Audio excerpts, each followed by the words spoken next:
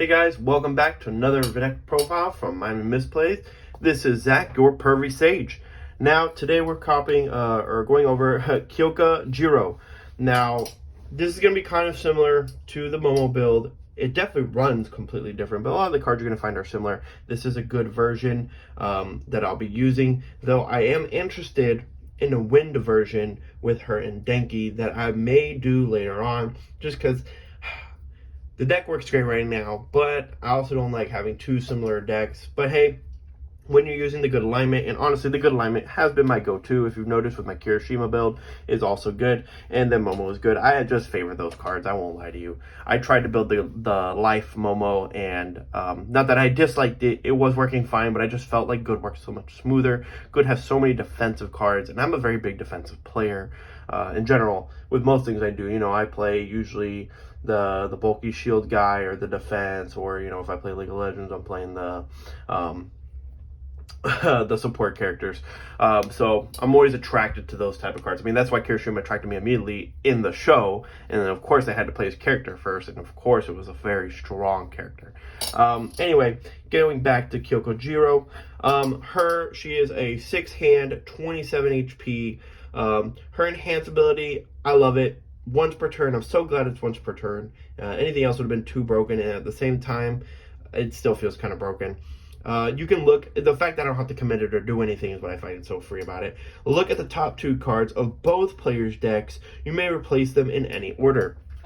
This allows you, already you can tell, to set up your top deck for either checks or for draws, and to go off in that effect. And the same thing for your opponent, deciding what cards they're going to have to check, making it more difficult for them to block your attacks or more difficult to continue on their attacks. Now, last night, I just built this deck. Last night, I did get to play test around 2 matches with it. I was playing against the Tsukiyomi deck, and that deck was actually pretty difficult to use. If anything, I think it helped me a lot with this deck, with using her enhanced ability, because you do have to account for the enhanced action that they play, which allows the next card that they play, the check gets +3 on their checks. So it's much able to play around, and it taught me to be able to have to not just predict into the next card, but the next 2 to 3 cards, because you already know that they're most likely going to play a card, and the next card doesn't matter, and then so on and so forth, as to try and help stop them or slow them down. So I can't wait to actually play this against a deck that isn't running cards that drop checks immediately or increase their check immediately, so that way I can take more advantage of it. But I thought it was a good match. Now, both of her other abilities are responses, and I'm a fan of responses, as I've talked in other videos. Huge fan about them because they are just triggered immediately. Sometimes they'll trigger before enhancements and stuff, because they'll play after an attack is played, and that's exactly what she does. So first response, I should say, is after you play a charge attack, it gets +1 damage for each card in your card pool. So no matter what, you know, and I think 90% of my attacks have charge, and if they don't, they have weapon, which is our second response. Which is response, after you play a weapon attack, it gets +1 speed for each card in your card pool. Now, I haven't adjusted the deck just yet. I may be increasing one attack, which we'll get into, because it has both weapon and charge characteristics, and I did not read into that too well. But this ability, or this responses, are incredibly strong, and we're going to see how strong they can get now. So moving on, we're going to go into the assets first, because again, another deck that uses assets. Now, this deck isn't completely built around the assets like the Momo deck, so it doesn't play as many. We're playing 2 of the Earphone Jacks. Now, I know that's not a lot. I might bump it to 3. It's a unique, and unlike the Momo deck, it doesn't abuse it as much. So it's at 2 for this version. And response, after you play an attack, discard the top card of your rival's deck. If the attack you played is a charge attack, it gets +1 speed. So that's that speed bonus that, you know, I like to play as well, because it helps making the cards harder to block. And then response, commit, after your attack deals damage, ready 1 foundation that has not been readied this combat phase. Great ability. Besides that, it is a 1 cost shield up attack, or up block. So very useful card. Now, moving on, we have 2 quick creations. This is to help commit to build a card into your foundation. into your card pool. This is really helpful for when either you're trying to get a certain combo off, which we do have for, or at the same time triggering the abilities of Kyoka and for future attacks to increase the amount of damage we're going to be doing with some things that gain power due to card pool. Besides that, it also gives +2 damage or -2 damage, so again, another powerful card. And it is a weapon card, which we do actually have some Momo cards in here that help you build from your card pool to the back when put into your card pool. So again, another card we can combo off with that. All right, let's get into the foundations now. Now the foundations are, it can't be fixed. I think we've gone over this more than enough times. Flip after you commit any number of cards due to a rival's effect. Build the top card of your deck face down, playable while committed, and then it's a 1 shield up block. So powerful card. I don't want to be a dead horse. I'm pretty sure you've heard this in at least 3 videos, or this is the 3rd video. Now we've got the manly, passionate guy. This one is very powerful in this deck. Flip after you block with a foundation, build it face up. This allows you to continuously keep blocking in that 0 slot, so that way you don't have to cost, you don't have to play difficulty +1/2 when blocking. At the same time, it's building an additional card in the back. So now, if anything, you've given yourself an additional foundation, especially if maybe you tapped 1 foundation to play that first block. So now you're back at 0, if not a +1, off of your own block, and probably perfect blocking something. Very powerful card. Moving on, we've got Destined for the mainstream success. This one is flip, name the type of card, and reveal the top card of your deck. If it is that card and it matches, add it to your hand. Otherwise, you're just going to leave it there. So I don't think I'm ever going to miss this card thanks to Jiro and her effect. But sometimes, if I don't want to use Jiro's effect yet, it is nice to just take a guess, probably, again, always guessing attack to draw the attack, and then continuing on my turn. On my opponent's turn, I'll definitely still call it attack to get the attack out of the way from the top deck, so I can abuse, maybe Kiro even further, and such. But being able to use, did I say Kiro? Jiro. Being able to abuse Jiro's ability to look at the top 2 cards of the deck and taking profit off of it is what this card is for. Now we've got preparing for battle. This is a breaker card, and its enhance is commit, discard 1 card, draw 1 card. So again, using Jiro, we'll be able to see what cards are on top of our deck. If we need to get an attack out of the way, especially for a block time, we can do that. Add that attack into our hand, possibly add maybe a breaker card to our hand, and such. Also, this is to help use and abuse quick creation by discarding a specific foundation to your discard and then triggering quick creation to have that build up top. So again, very powerful card.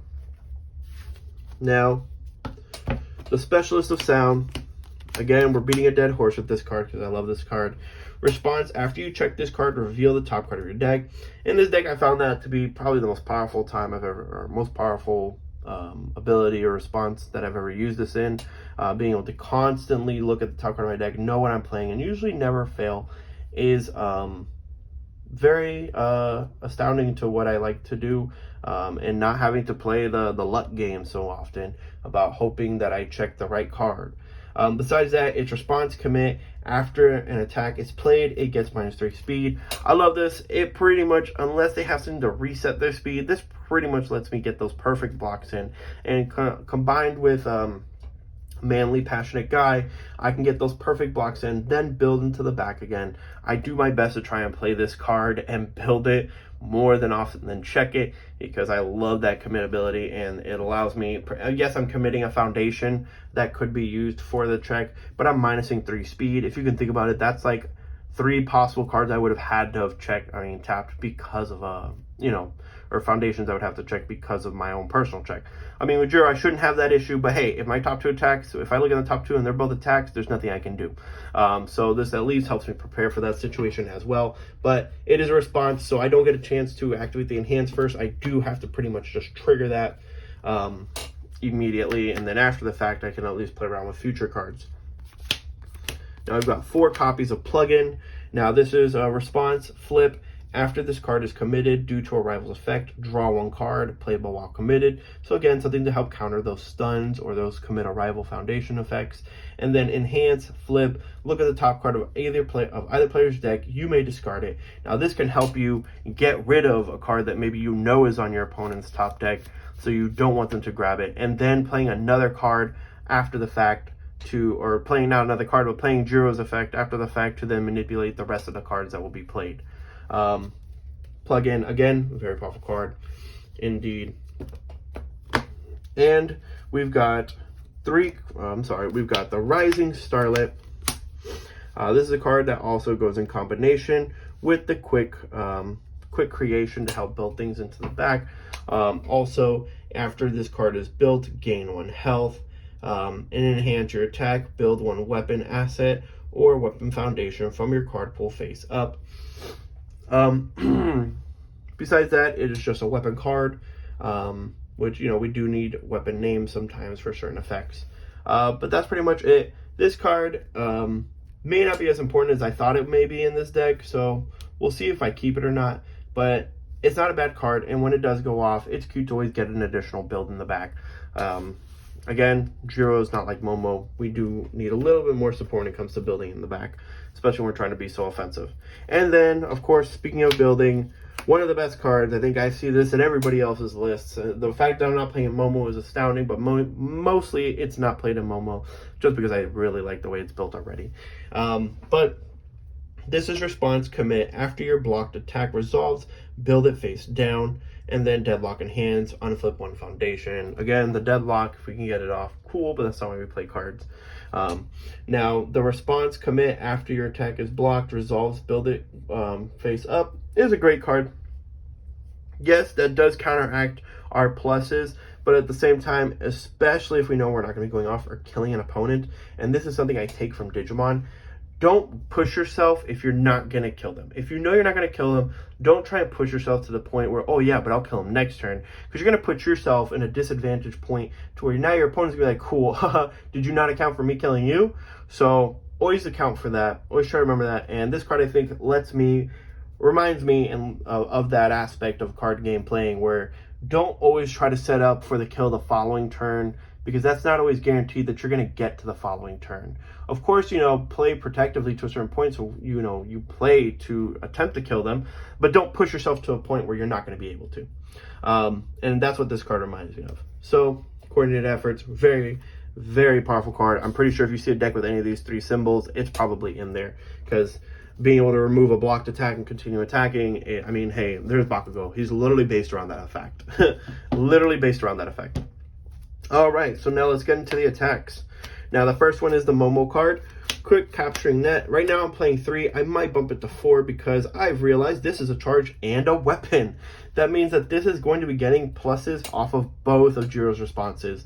On top of that, it's a combo, so it's probably going to be the second card you played.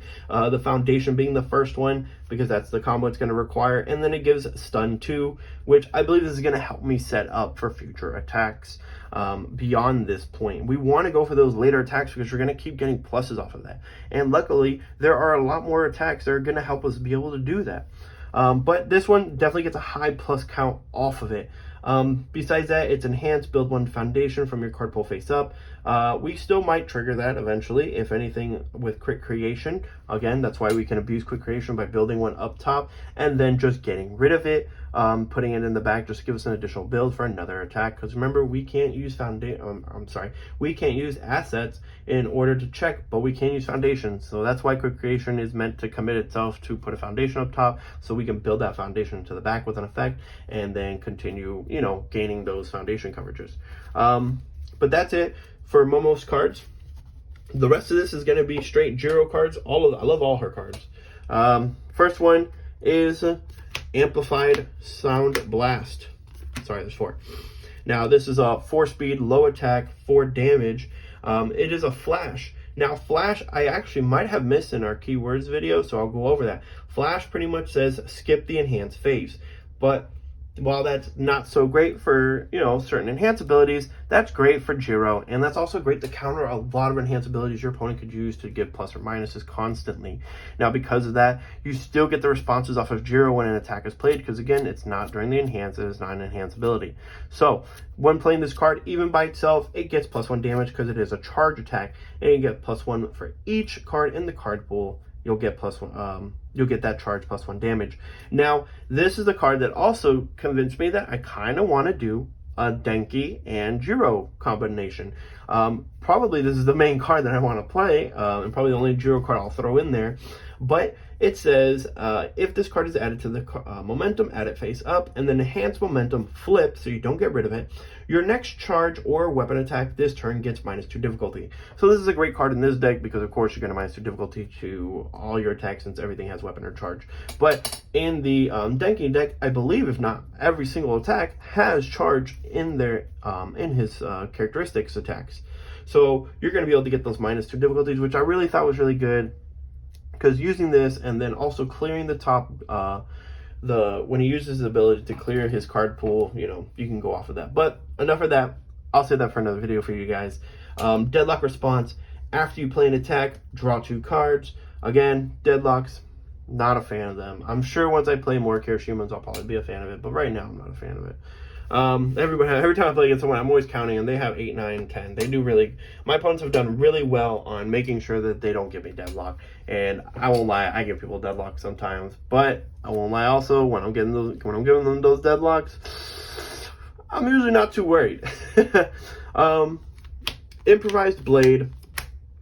Now this is a weapon, so this one gains speed off of it, and it's a combo with charge, so you're definitely going to play it after your charge attacks, which you do have. I believe every attack is a charge attack besides this one. Now it says combo enhance, +1 damage for each card in your card pool, so you already know the combo enhance along with the actual response from Jiro is pretty much giving you +1 to speed and +1 to damage for each card in your card pool. It's a combo card, so most likely you're going to be getting a minimum of 2 speed and 2 damage off of it, making it a 5/6. So this is where the deck starts, you know, being able to do steady damage, not just lows 4 and 5s. I'm sure you noticed nowhere in the deck that was like giving damage besides Jiro's ability and within their own abilities. Besides that, it has Deadlock Enhance. This attack, you get +1 speed and +1 damage for each card in your card pool. Now, this is one of the first deadlocks I was like, ooh, I hope I get that off, because that's nuts. Now I'm going to be gaining, essentially, with Jiro's ability and both of those enhancements, I'm going to be getting +2 for each card in the card pool, and that's fantastic. Now we're talking just by itself, and the one combo card, we're talking 7 speed and 8 damage immediately, and that's before if I try to play any of the cards, you quick creation to put more cards into the foundation, into the card pool to enhance these attacks. Remember, quick creation can also be used in that aspect to increase these card pool counting damage points or speed bonuses in order to abuse them. And then at the same time, quick creation is also setting you up, because when you're building on your turn, at the end of your turn, those foundations still go to your card pool. Still go to your staging area. Now we'll get into her 2 boss attacks. I think this one's more my favorite one than the main one, but the main one is the reason why I built it. But anyway, so her rare is Unwavering Slash. This card has powerful +2, so it can already start hitting like a truck with its own ability by just triggering that, which I'll go over it again. I don't want to, undermine anybody that may not know all the key terms. So powerful is pretty much stating enhance.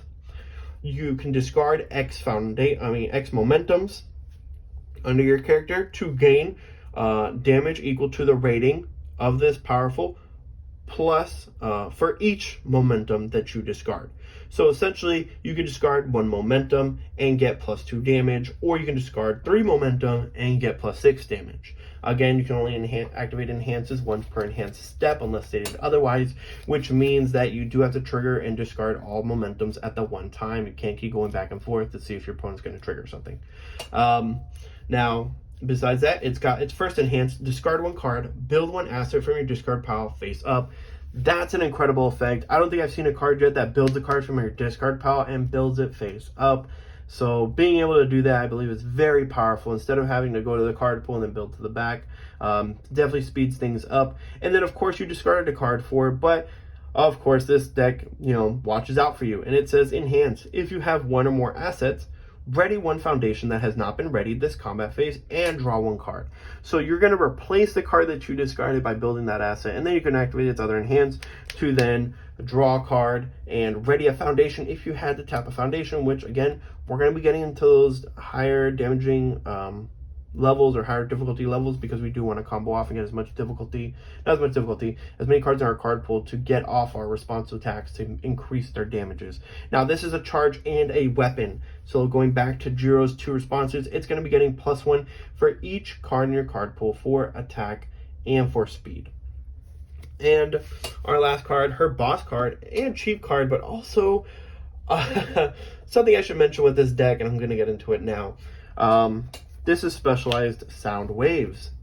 Now, before I get into the card and all the beautiful and artwork, just love the card. I love the art. I love that it's a 3 cost. I love that it's a high attack, with decent speed. The damage isn't great, but it does have flash. It has 2 great responses. But that two in the bottom right-hand corner, let me tell you, my very first game playing this deck taught me a very powerful lesson. Usually standard, and I'm sure most people know, unless your deck plays a 2 check, your lowest check is a 3.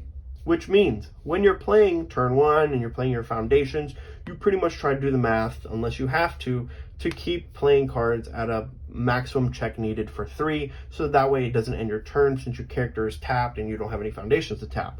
Well, this is a 2, so now we have to account for 2, and we do play 3 of them.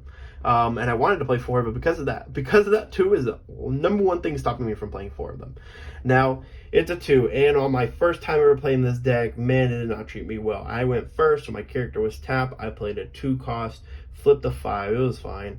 And then I played another 2 cost playing, so I needed a 3 check, and I flipped the 2, and I was stunned. My first turn ended with just a 1 check, and that was it. I mean, a 1 foundation build, and that's it, and we can all agree that that is a horrible ending to a first turn.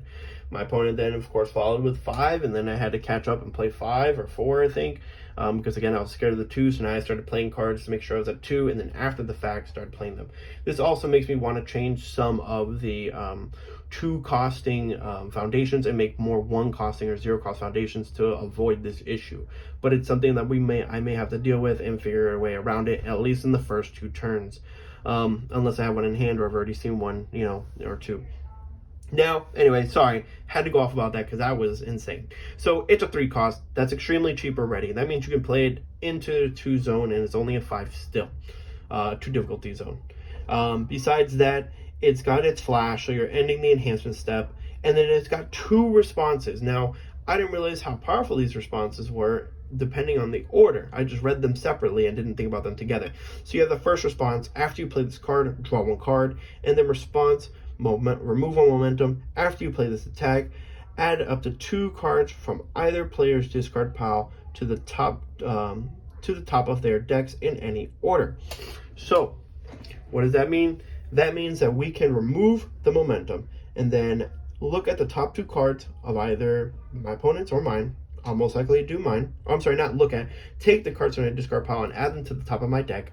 At that point, I can choose to put an attack and a 5 check on top of my deck, and then trigger the draw effect to add the attack, which sets me up for another attack, and then of course I'm going to be able to check because I chose my check.